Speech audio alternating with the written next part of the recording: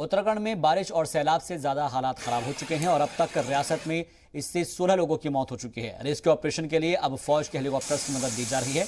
वजीर आजम नरेंद्र मोदी ने वजीर आला पुष्कर सिंह धामी से फोन पर हालात की जानकारी हासिल की है और साथ ही हर मुमकिन मदद का भरोसा भी दिलाया है। वजीर आला पुष्कर सिंह धामी खुद डिजास्टर कंट्रोल रूम पहुंचे और रियासत के हालात का जायजा लिया। जल्द ही वजीर आला भी सैलाब मुतासिर इलाकों का हवाई सर्वे करेंगे। जो भी मुसाफिर इस वक्त रियासत में जिस मकाम पर भी है उन्हें महफूज मकामात पर ही रहने को कहा गया है।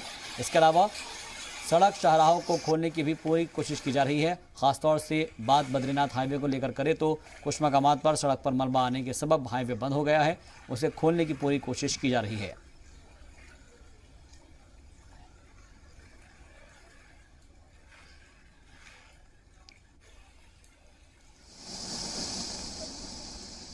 दो तस्वीरें आप देख पा रहे हैं जहां पर आप देख सकते हैं कि कैसे झील का पानी सड़कों पर आ गया है और किस रफ्तार से बह रहा है।